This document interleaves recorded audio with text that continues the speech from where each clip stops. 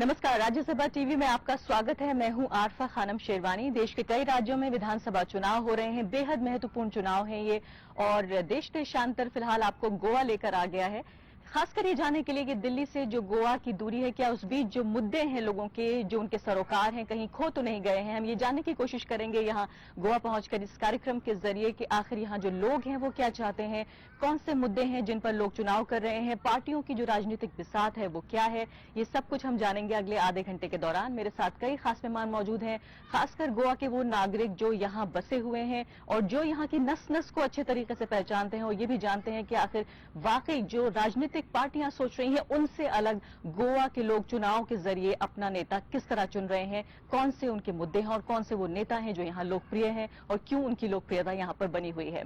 मेरे साथ खास मेहमान मौजूद हैं क्लॉड एल्वारेस, जो कि एक्टिविस्ट हैं, डायरेक्टर हैं गोवा फाउंडेशन के। दूसरी खास मेहमान मनस्विनी प्रभुने हैं, वरिष्ठ पत्रकार हैं। संगीता नायक है मेरे साथ, एग्जीक्यूटिव एडिटर हैं डिजिटल गोवा की। और साथ ही प्रकाश कामत मौजूद हैं, सीनियर असिस्टेंट एडिटर हैं द हिंदू गोवा के। ये तमाम चारों वरिष्ठ नागरिक और तजुर्बेकार लोगों से मैं समझने की कोशिश करेंगे कि आखिर जो मुद्दे हैं वो क्या हैं। सबसे पहले मनस्विनी, मैं आपके साथ शुरुआत करना चाहती हूँ कि जिस तरह से अब तक जो मैं गोवा के बारे में जान पाई पिछले कई दिनों के दौरान, उससे ये लगता है कि यहाँ भी वही मुद्दे हैं काफी हद तक जो देश के बाकी हिस्सों में है। खासकर हालांकि सांस्कृतिक अगर हिसाब से देखें हम, कल्चरल या पहचान के हिसाब से तो काफी हद तक अलग है गोवा भारत से, लेकिन मुद्दा जो सबसे बड़ा है बेरोजगारी है। क्या सही मैंने पकड़ा है? बिल्कुल सही मुद्दा है। पिछले साल एक रिपोर्ट छपी थी या किसी एनजीओ ने सर्वे किया था, तब सबसे ज्यादा हाईलाइट हुआ बेरोजगारी का मुद्दा कि यहाँ पर ज्यादा युवाओं को काम करने के लिए जिस प्रकार से इंफ्रास्ट्रक्चर चाहिए वो नहीं है। तो फिर यहाँ के जो युवा है वो बाहर जाकर काम करते हैं। जैसे आईटी सेक्टर, वादा किया था आईटी सेक्टर डेवलप होगा, तो वो नहीं पूरा हो पाया। जो पढ़े लिखे युवा है वो यहाँ पर टिकते नहीं है, वो बाहर जाते हैं। ज्यादातर लोग, जैसे पुणे को पहले बोला जाता था कि पुणे ये सीनियर सिटीजन का शहर है, वैसे गोवा की हालत है। आज आप गांव में जाओगे तो आपको दिखाई देगा कि सब सीनियर सिटीजन गांव में रहते या घरों में दिखाई देते हैं। युवा कहाँ है? युवा पढ़ाई तक यहाँ रहते, फिर उनको बाहर जाना पड़ता है क्योंकि यहाँ पर उस प्रकार की सुविधा ही नहीं है। टूरिज्म, खेती, माइनिंग, इसके अलावा कुछ भी नहीं है। छोटी सी इंडस्ट्री है जो डेवलप ही नहीं हो पाई है, जो इतने साल हो गए उसमें। जी हाँ, इतना खूबसूरत ये राज्य है जहां सिर्फ देश भर से नहीं बल्कि दुनिया से जो है लोग यहाँ पर पहुंचते हैं, पर्यटक टूरिस्ट पहुंचते हैं। और बताया जाता है कि फिलहाल गोवा को जो है केरल के बाद गॉड्स ओन कंट्री कहा जाता है कि इतनी खूबसूरत जगह, लेकिन क्यों यहाँ की खूबसूरती और अपनी जगह छोड़कर लोग बाहर निकल रहे हैं, क्या ऐसी वजह है? संगीता, ये बताइए फिलहाल कि जिस तरह से हम ये देख रहे हैं कि बाहर आने वाले व्यक्ति के लिए सब कुछ बहुत अच्छा नजर आता है, लेकिन इंफ्रास्ट्रक्चर एक बड़ी समस्या जिस तरह से बताई है मनस्विनी ने। इसके अलावा नौकरियों की जो अपॉर्चुनिटीज हैं, जो अवसर हैं, वो टूरिज्म सेक्टर जो है वो क्यों नहीं दे पा रहा है लोगों को? टूरिज्म की अपनी लिमिटेशंस हैं, पर आईटी सेक्टर जिसमें गोवा में almost 1500 to 2000 engineers pass out हो जाते हैं अलग अलग कॉलेजेस से। फिर हमारी इंग्लिश स्पीकिंग पॉपुलेशन बहुत स्ट्रांग है, पर जब पूरे जैसे आपने बोला है, पूरे वर्ल्ड की, पूरे इंडिया की जो भी कोई अपवर्डली मोबाइल है, जो भी कोई इकोनॉमिकली एफ्लुएंट है, उसका ड्रीम होता है कि हाँ मैं अभी सेटल हो गया हूँ, अभी मुझे गोवा में घर चाहिए। पर हमारे जो नवयुवक हैं उन्हें अपना घर बार, अपने पेरेंट्स सब छोड़ के बाहर जाना पड़ता है, because there are no good opportunities, no appropriate opportunities. हमारा एक ग्रुप है गोवा आईटी प्रोफेशनल्स करके, उसमें फेसबुक पे ही उसकी प्रेजेंस अराउंड 10,000 है, और all of them are looking for an opportunity to come to Goa and they are not getting it. I have one-to-one experience with thousands of youth who want to come back. They are Goan diaspora spread across the globe. They want to come back. We have been promised opportunities. We have been promised industries, but nothing is happening. And Goa में industries जिस तरह की चाहिए, वो IT type की, वो इस type की इंडस्ट्रीज जिसमें नॉलेज पावर, जिसमें बीपीओ टाइप की इंडस्ट्रीज जिसमें नॉलेज की, जिसमें इंग्लिश स्पीकिंग की जरूरत हो, तो वैसे टाइप का मैन पावर तो हमारे पास बहुत है, पर हमारे यहाँ पे ऐसे टाइप के पॉलिटिशियंस आए, जैसे politician who does not look at the next election and think of the next election, but हमारे यहाँ अभी जरूरत है स्टेटमेंट की जो नेक्स्ट जनरेशन की सोचता हो। नेक्स्ट इलेक्शन नहीं, नेक्स्ट जनरेशन, बहुत बड़ी generation बात की आपने कही है। शायद ये बहुत सोचता बड़ा वक्तव्य है जो आपने कहा है। प्रकाश कामत जी, देश भर में जो गरीब राज्य हैं उनमें समस्या ये है कि लोगों में जो है शिक्षा नहीं है, स्किल नहीं है। स्किल इंडिया के नाम से इतना बड़ा प्रोजेक्ट गवर्नमेंट ऑफ इंडिया ने शुरू किया है। शिक्षा की कमी है, इसके अलावा एम्प्लॉयबल जो नागरिक हैं, यानी कि जो नौकरी पा सकने की जिनमें क्षमता है, वो हमारी बड़ी समस्याएं हैं। लेकिन गोवा ऐसा लगता है कि बिल्कुल सर के बल जो है इस पूरे तर्क को पलट दिया गया है कि हमारे पास शिक्षित युवा है जिसके पास स्किल है, जो कि जिसकी एम्प्लॉयबिलिटी बहुत हाई है, लेकिन नौकरियां नहीं है। मेरे ख्याल से तुमको गोवा पहले समझना चाहिए। गोवा एक बहुत छोटा राज्य है, अलग है रादर देन अदर स्टेट्स, बड़े स्टेट्स से। ये छोटा राज्य है जिसमें 3600 और स्क्वायर किलोमीटर इसका टोटल एरिया है। इसमें very sensitive fragile coast line है 106 किलोमीटर, और दूसरी ओर से एक बड़ा हिंटरलैंड है जिधर bounty of nature in the form of forest and other areas. So इधर ये छोटे प्रदेश में development, people are questioning the kind of development. बड़े स्टेट्स में क्या होता है, एक रेलवे लाइन आई, एक बड़ा प्रोजेक्ट आया इंडस्ट्रियल, लोग को लगता है ये डेवलपमेंट है। इधर ऐसा है नहीं। People know to decide what kind of development they want, they question. That is why क्या होता है कि तुम बोलेंगे कि तुमको जॉब मिलेंगे इसलिए प्रोजेक्ट लाओ, people will ask about environmental questions because it's a very small state, 15 lakh population. Biggest problem is the more you recklessly develop this place, इसमें बाहर से माइग्रेशन इतना अंदर आता है कि इसके कैपेसिटी से वो बियॉन्ड है। और खुशी और हैरानी की बात है कि लोगों में इतनी जागरूकता है कि वो अपने और एनवायरनमेंट भी के लिए समझने का कोशिश करो कि तो क्या हो गया, if you are trying to push tourism, then environmentally Goa should be sensitive to that. वो भूल नहीं सकता, सेंसिटिविटी रखना चाहिए प्लेस का। दूसरे ओर से if you want hinterland, forest and all to be protected, तो माइनिंग रेकलेस करेंगे because some mine owners want to make fast buck. What about preserving these national resources? ये बहुत क्वेश्चन लोग पूछ रहे हैं, लेकिन पॉलिटिशियंस हमारे फ्लाई बाय नाइट हो रहे हैं। वो आते हैं in the name of development, वो माइनिंग रेकलेसली अलाउ करते हैं, बीच का destruction in the name of fast tourism, you allow huge 5-star hotels. That is not what Goa seeks. Goans want that self-sustainable, environmental friendly tourism, and tourism which percolates the benefits to the locals. So these dynamics of this small place you should understand first. Then this is not understood by our fly-by-night politicians. That is the biggest tragedy of this place. बिल्कुल। Claudia एरवेसी जी, BJP की government ने पिछले 5 साल में कई तरह की इस तरह की कार्यक्रम शुरू किए जिससे नौकरियां पैदा हो सकें। क्या आपको लगता है कि ये बहुत ज्यादा काम नहीं कर पाया है पिछले 5 साल में? इंफ्रास्ट्रक्चर खासकर ये है कि बार बार ये प्रकाश में आ रहा है कि इंफ्रास्ट्रक्चर एक बहुत बड़ी समस्या है, लेकिन इसके अलावा जो है वो आईटी सेक्टर में जाहिर है उसमें भी इंफ्रास्ट्रक्चर की हम बात कर रहे हैं, लेकिन टूरिज्म से भी बहुत ज्यादा नौकरियां पैदा नहीं हुई हैं। क्या पिछले दिनों में, एक दशक में हालात खराब हुए हैं? पिछले 5 साल में नौकरियां घटी हैं या बढ़ी नहीं है, ये समस्या है? वो तो उसमें स्टैग्नेंसी आ रहे हैं क्योंकि उसमें सरकार का ऑब्जेक्टिव्स और लोगों का ऑब्जेक्टिव्स अभी बहुत सारा डिफरेंस हो रहे हैं। सरकार का ऑब्जेक्टिव्स है बड़े बड़े प्रोजेक्ट तो लाना।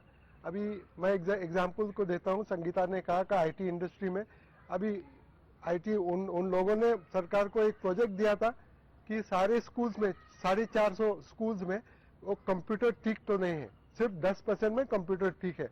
उन्होंने एक सुझाव दिया था, हम 2 करोड़ में हम तो सारा ठीक करेंगे और सारे स्कूल में अच्छे कंप्यूटर भी चलेंगे, लेकिन वो तो इनकार करिए। अभी तक उसका 1 साल पर उसका रिस्पांस भी नहीं है।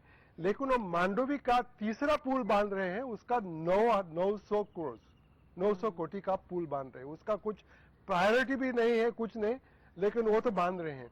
दूसरा नॉर्थ गोवा में 77 करोड़ का दूसरा पुल बांध रहे हैं किसी के गोल्फ कोर्स के लिए। वहां तो सालीगांव में उन्होंने गार्बेज प्लांट लगा दिए हैं, उसका तो 100% more expensive than all other plants in India. So इसको लोगों को अभी पता है कि ये सिर्फ प्रोजेक्ट्स के बारे में क्यों सरकार लड़ रहे हैं, और इस प्रोजेक्ट्स के बारे में सिर्फ पैसे के ये व्यापार बन गए हैं। लोगों लेकिन का इसके अलावा इंटरेस्ट, ट्रांसपोर्ट भी बहुत बड़ी समस्या है। ट्रांसपोर्ट को लेकर भी काफी वादे किए गए लेकिन 5 साल में पूरा नहीं हुआ।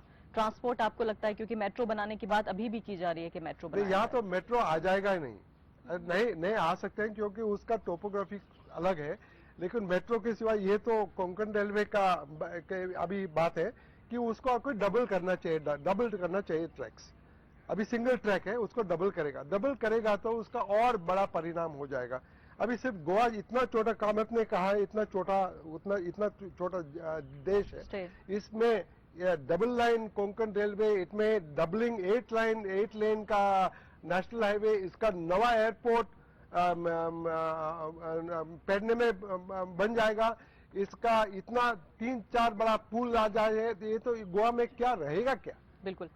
अब चलिए, हमने मुद्दों की बात की। जो सबसे महत्वपूर्ण चीज है शायद गोवा के लोगों के लिए या कहीं के भी नागरिकों के लिए जो भी वोटर है, और हमने शुरुआत इस बात से नहीं की कि राजनीतिक पार्टियां क्या ऑफर कर रही हैं, पहले ये समझने की कोशिश की कि आखिर मुद्दे क्या हैं। और जिस तरह से बहुत ही अच्छे तरीके से क्लॉड एल्वारेज जी ने कहा कि जो मुद्दे हैं लोगों के और जो नेता वादे कर रहे हैं उनमें काफी फर्क है। शायद जो जनमानस है उसका मन भी शायद नहीं पढ़ पा रहे नेता कि आखिर उनकी जरूरतें क्या हैं। मनस्विनी जी, ये बताइए, फिलहाल की मुद्दे तो और भी कई हैं, जैसे हमने ट्रांसपोर्ट का जिक्र किया, जॉब का हमने जिक्र किया, लेकिन इसमें ये भी देखना महत्वपूर्ण है कि आखिर कौन सी पॉलिटिकल पार्टी और नेता जो हैं वो जनता के मन के नजदीक हैं। ये भी टटोलने की हम कोशिश कर रहे हैं इस कार्यक्रम में। प्रधानमंत्री नरेंद्र मोदी ने भाषण दिया, उन्होंने कहा है कि खासकर उन्होंने इस बात पर बड़ा फोकस किया कि जो केंद्र में सत्ता है में पार्टी है वही अगर स्टेट में होगी तो बेहतर होगा। जाहिर है काफी होशियारी के साथ बात की गई इसको लेकर कि पिछले 25 महीने में जो डेवलपमेंट हुआ है गोवा में वो पिछले 50 साल में नहीं हुआ। इन्होंने बहुत जो है भारी भरकम तरीके से बात कही। क्या आप उनकी इस बात से सहमत हैं? थोड़ा बहुत सहमत हूँ मैं, देखिए लेकिन इलेक्शन के टाइम पर, इलेक्शन के वक्त पर लोगों की मानसिकता ऐसी ही होती है कि जो केंद्र में सरकार है वो स्टेट में भी होनी चाहिए क्योंकि स्थिर सरकार हो।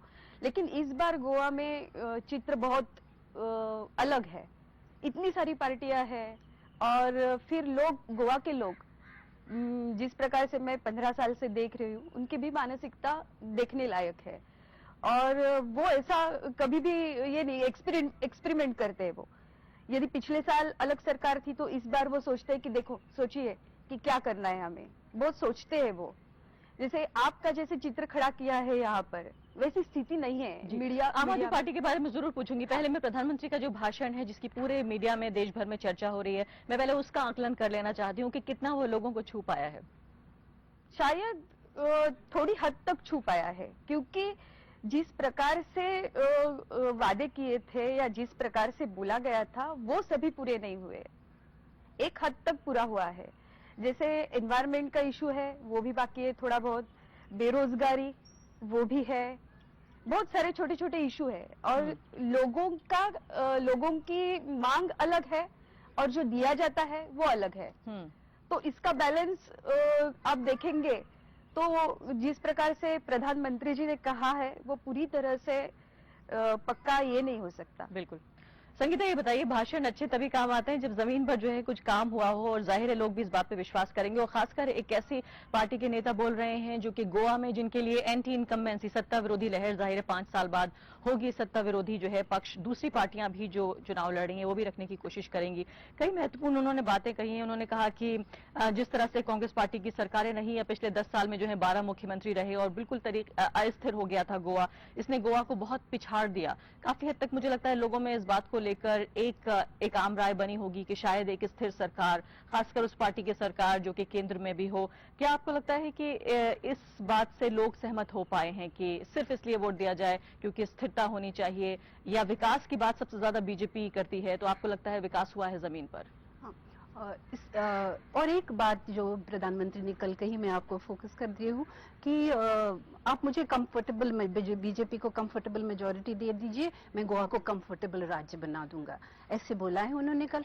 पर गोवा को कंफर्टेबल, गोवा के युवाओं को, गोवा के लोगों को कंफर्टेबल राज्य चाहिए कि जैसे रविंद्रनाथ टैगोर ने बोला है, the mind is without fear and the head is held high, जिसमें हम अपने स्वावलंबी बन के स्वयं रोजगार की, जैसे रोजगार की अलग अलग स्किल्स के जरिए हमें अपने बलबूते पे खड़ा होने की अलग अलग अपॉर्चुनिटीज चाहिए। हमें कंफर्ट की बजाय स्वावलंबी और स्वाभिमानी जीने की चाह लोगों में ज्यादा है गोवा के। ये गवर्नमेंट ने जानना चाहिए। ये मोदी जी ने हाईलाइट, मोदी जी को ये फीलिंग गोवा की तरफ से आनी चाहिए कि हमें कंफर्ट की, it just not comfort, it's dignity of living. और जैसे बात कह रही हैं, हाँ, लेकिन इसके अलावा इसी के साथ साथ मैं एक सवाल और जोड़ देना चाहती हूँ हाँ, जो पहचान को लेकर है। ये भी कहा जा रहा है कि गोवा की हालांकि 23-24% जो है वो क्रिश्चियन आबादी है, लेकिन काफी हद तक उन्हें लगता है कि कल्चरली जो है वो बाहर के लोगों ने आके कहीं ना कहीं इसको बिगाड़ने की कोशिश की है। क्या इस बात में कोई दम है? आपको लगता है कि काफी हद तक जो है जो कल्चर है, जो संस्कृति है गोवा की, उसकी रक्षा नहीं हो पा रही है? ऐसे in the current days and times ऐसी कोई एनक्लोज्ड सोसाइटी नहीं रह सकती है। इट क्या ये मुद्दा है? क्या ये मुद्दा है? मुद्दा है बिल्कुल। और आई थिंक वेरेवर भारत में जहाँ पे भी जो भी राज्य है, वहाँ जहाँ पे जो स्पेशल राज्य हैं, वहाँ हर राज्य में यही मुद्दा है कि बाहर वाले आके ज्यादा हो जाते। जैसे गोवा में तो वो बिल्कुल है कि बहुत सारे बाहर वाले भी हैं, but at some point in time there has to be a good mixture of doers who contribute to the development of Goa। और जैसे मुद्दों की जब आपने बात की है, तो एक दो तीन और मुद्दे मैं इसको ऐड करना चाहती हूँ कि जैसे रीजनल प्लान का नोटिफिकेशन 5 साल के बाद भी रीजनल प्लान 2021 का नोटिफिकेशन अभी तक नहीं आया है। कसिनो ये यहाँ का बहुत इम्पोर्टेंट मुद्दा है। ये बहुत महत्वपूर्ण बात है, कसिनो पे भी बात करना चाहती थी मैं। अनएम्प्लॉयमेंट का तो है ही, मीडियम ऑफ इंस्ट्रक्शन का भी लेकिन मुद्दा है। कसिनो क्यों बंद करना चाहते हैं? क्या वजह है?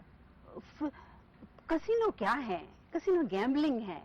गैम्बलिंग कोई तो एनकरेज कर सके। Can we think of it as a prominent industry? Gambling से लोगों की लाइफ बर्बाद हो जाती है। गैम्बलिंग से बहुत सारे अनैतिक धंधे ऐड हो जाते हैं। और क्या आपको लगता है कि उसी सवाल पे वापस आए हैं हम, जो संस्कृति का मुद्दा था कि इससे गोवा की संस्कृति खराब हो रही है? संस्कृति, gambling can not be directly related to संस्कृति। Gambling is more of a vice, जो है तो वह हम बोलते हैं कि गोवा के युवक वहाँ नहीं जाते, पर ऐसी बात नहीं है। गोवा के लोग भी वहाँ जाते हैं, गोवा की फैमिलीज भी कसिनोज की वजह से बर्बाद हो रही है। वो कहते हैं कि कसिनोज हमें बहुत सारा एम्प्लॉयमेंट देते हैं, पर चोरी और डकैती भी काफी सारा एम्प्लॉयमेंट जनरेट करती है। इसका मतलब ये नहीं कि चोरी और डकैती भी प्रमोट की जाए। बिल्कुल। प्रकाश कामत जी, बहुत बड़ा जो फैक्टर कम से कम जो दिल्ली की मीडिया देख रही है, समझ रही है, वो आम आदमी पार्टी की उपस्थिति है इस चुनाव में, जिसने इस चुनाव को जो है कि 3 कोने बना दिए हैं। क्या आपको लगता है वाकई इतना बड़ा प्लेयर है आम आदमी पार्टी के चुनाव की तस्वीर को जो है वो प्रभावित कर रहे हैं, या वाकई अपने दम पर सरकार बनाने की स्थिति में है? पहले मैं दूसरी, आपने प्राइम मिनिस्टर की स्पीच की बात छेड़ी थी, I will come on that, अब बाद में इसमें आऊंगा। आपने बोला, मेरे ख्याल से वो बहुत निराशाजनक थी, क्योंकि यू हैव टू अंडरस्टैंड कि आपका सरकार 5 साल पहले कैसे आया था, आपने क्या आश्वासन लोगों को दिए थे। कांग्रेस ने पूरा करप्शन किया था, स्कैम्स किए थे, कांग्रेस ने वो कैसीनो लाए थे, तो इस और रीजनल प्लान, यानी गोवा एक स्मॉल स्टेट है, इधर लैंड ये बहुत ही बड़ा इशू है, क्योंकि बहुत स्कैर्स लैंड है, उसका यूज कैसा करना is decided by land use plan of the state, that is regional plan. वो तुमने बताया कि we will do it with people's participation, you did not do it. तुमने बोला कि माइनिंग में इलीगल रिकवरी होना चाहिए गवर्नमेंट रेवेन्यू की 35,000 करोड़ 25,000 करोड़, आपने किया नहीं। You said we will punish all the corrupt mine owners and whoever was involved in that, आपने किया नहीं। You said that casinos are damaging people, social fabric of the society, a small sensitive population of Goa, and not only that, you try to say that Goans should not go to casino is over. What kind of Bharatiya Janata Party if you want other people from parts of the country to come and spoil them their life in casinos and gambling? तो ये सब issues जो है वो तुमने कुछ भी नहीं किया, except for your commitments to give social security covers, आपने किया ही नहीं कुछ। तो if you have not met any of your commitments of the your previous regime's attack during elections, then what are you asking vote on odd basis? And Prime Minister says we will give a comfortable this if you give me comfortable majority. You have not addressed these issues which your government has not done. Address them first. That is the point. Now you are coming to AAP's entry in Goa. मैं आती हूँ आपकी तरफ। मनस्विनी इस पे जवाब देना चाहती थी कि क्या आम आदमी पार्टी जो है खासकर मैं आपसे ये जानना चाहती हूँ कि आइडियोलॉजी के कल देखें, अगर विचारधारा के स्तर पर देखें तो किस तरह की विचारधारा के साथ आम आदमी पार्टी यहाँ आना चाहती है? क्या रोटी कपड़ा मकान का सवाल है यहाँ पर, या उससे आगे बढ़कर लोग ये भी देखना चाहते हैं कि विचारधारा के स्तर पर आम आदमी पार्टी क्या नया ऑफर कर रही है? मालूम नहीं आम आदमी पार्टी ने यहाँ के लोगों को कितना जाना है और समझा है। जिस प्रकार से दिल्ली में उन्होंने पॉलिटिकल गेम खेली है या पॉलिटिक्स खेला है, वो उसी प्रकार से गोवा में नहीं खेल सकते। गोवा के लोग अलग है, यहाँ का वातावरण अलग है। पिछले 5 साल में तो आम आदमी पार्टी कहीं भी दिखाई नहीं दी। 3-4 महीने पहले उन्होंने यहाँ पर कैंपेन शुरू किया है और ग्रास रूट ग्राउंड लेवल पर उनका कोई भी अस्तित्व नहीं था। आज भी आप देखेंगे तो गांव में आप जाकर देखो, वहां पर भी आम अस्तित्व नहीं है। लेकिन बेरोजगारी को लेकर इतना बड़ा उन्होंने जो दाव खेला है कि 5,000 रुपए देंगे। आप देखिए, मैं बहुत सारे लोगों से बात करती हूँ, बोलती हूँ, तो उनसे पूछा मैंने कि आपको क्या लगता है इस बार आम आदमी पार्टी आएगी, क्योंकि मीडिया में तो ऐसी इमेज बनाई है उन्होंने। वो बोलते नहीं, वो दिल्ली में क्या हुआ है उनका। तो गांव के लोग भी ये जानते हैं, ये समझते हैं, वो न्यूज देखते हैं, वो अपनी तरह से एनालिसिस करते हैं इसका। तो ये सब जो क्रिएट किया हुआ है वो एक अलग इमेज है उनकी, और यहाँ का जो वास्तव में चित्र है वो अलग है। और कंपटीशन में मेरे एनालिसिस से कंपटीशन में तो आम आदमी पार्टी नहीं है। आपको लग रहा है मुकाबले में ही नहीं आम आदमी पार्टी? नहीं। जो बेरोजगारी भत्ता देने की उन्होंने बात की है, बुजुर्गों को पैसे देने की बात की है, महिलाओं को बात की है, सीधे कैश की बात कर रहे हैं। उन्होंने जो एजेंडा रखा है वो पूरा एजेंडा पिछले साल बीजेपी ने रखा था। वो लोग जानते हैं, लोगों को मालूम है। ठीक है। वो तो क्लॉड एल्वेस जी, बहुत महत्वपूर्ण जो चीज रह गई, आखिर के 3-4 मिनट मेरे पास बचे हैं, कांग्रेस पार्टी आखिर कहाँ है इस पूरे चुनाव में? वो तो उनको तो जब 5 या 6 सीट मिल जाएगा तो उसको तो अच्छा हो जाएगा। लेकिन उसका तो आज तो मुझे तो पूछेगा तो आप कांग्रेस पार्टी को वोट दे देंगे? अजीबत तो नहीं, उन्होंने कुछ नहीं किया है। उन्होंने 5 साल में भी कुछ, बीजेपी सरकार ने भी कुछ नहीं किया है, लेकिन कांग्रेस ने भी कुछ नहीं किया। ऑपोजिशन असेंबली में थे 5 साल में, उसने किसी का मुद्दा उन्होंने ले लिया नहीं। यानी आप ये कह रहे हैं विपक्ष का काम भी ठीक से नहीं किया, सत्ता की विपक्ष का काम नहीं किया, सब सोए थे। अभी जागे, अभी वापस आ गए। इसको लोगों को पता है कौन सी नहीं तो क्या इसमें पार्टी लीडरशिप में परेशानी है, संगठन में समस्या है, क्या कोई क्लियर चीफ मिनिस्टरियल कैंडिडेट भी नजर नहीं आ रहा है? आपको ऐसा लगता है कि मन से चुनाव नहीं लड़ रही है कांग्रेस पार्टी? मन से नहीं, उसको सब पुराने लोग ही हैं, उसको नौजवान लोग ऊपर लाने को कोई इच्छा भी नहीं है। वो तो सब वापस पुराने लोग आ गए हैं वहाँ बैठे। उसका कुछ रेपुटेशन भी नहीं है, सब डिसऑनेस्ट लोग हैं सब, और उनको अभी आगे लाने को कुछ फायदा भी नहीं, उसका प्रोग्राम भी नहीं है। आप भी ये समझते हैं? नो, डेफिनेटली कांग्रेस का क्या होता है, they are always divided, complete आप में झगड़े करते रहते हैं। 4-5 former chief ministers are fighting election, and only thing ये समय कांग्रेस ने इतना ही किया है कि उसको ये बहुत स्पॉइल्ड नाम के, बर्बाद नाम के जो तो थोड़े कैंडिडेट थे, उन लोगों को उन्होंने डिनाई किया है। लेकिन आप के बारे में मैं बोलूंगा, आप पार्टी के बारे में क्या है कि एवरी इलेक्शन में लड़ना और विनिंग आपका ध्येय होता है, लेकिन as far as public is concern, winning and losing is not the ultimate issue. इस तरह से आम आदमी का इधर स्वागत होता है, क्योंकि it would have been easy आम आदमी को कांग्रेस के साथ टाई करते तो वो इजीली बीजेपी को किसी दिन भी डिफीट कर सकते थे। उन्होंने किया नहीं, बिकॉज कांग्रेस बदनाम हुई है करप्शन से और घोटालों से, और उसका जो ओवरऑल ये है उसमें उन्होंने उससे टाई अप नहीं किया।